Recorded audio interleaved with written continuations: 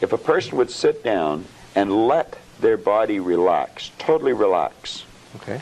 and then start to visualize in their mind, see themselves the way they want to see themselves.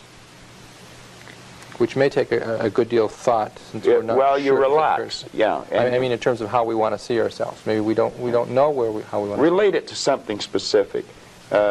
Somebody we admire, maybe, or Possibly. Somewhere we'd like to see yourself down the road. Okay. Yeah, see how you'd like to live your life. See yourself living it that way. Okay. Now, understand that that's a picture in your mind. When you pick up a book, the book is nothing but a picture that an author has painted in words. Van Gogh, the great artist, was asked one time how he did such beautiful work. He said, I dream my painting, and then I paint my dream.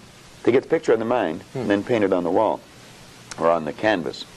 Well, if we would relax and build the image in our mind of how we'd like to see ourselves, how we'd like to see ourselves acting in life, relating to other people, our social life, see ourselves in the position we hold, or how we make our sales presentations if we happen to be in selling or something, and then take that picture and describe it, write it out in the present tense. I am so happy now that I see myself, and write it out. Now, a lot of people will laugh at this and say, that doesn't make any sense.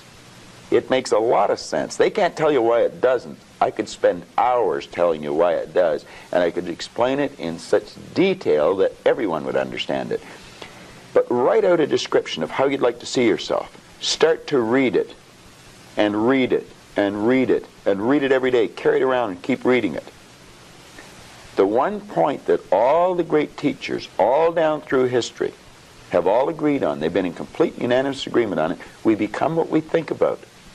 Now, it may be fantasy at first, it might even appear to us as being a lie. But if you read it often enough, you'll start to believe it. And when William James said, believe and your belief will create the fact, you will see the person's personality change. I watch people in the seminars, personality change right in front of my eyes. And all they're doing is starting to see themselves different. They're starting to think different thoughts.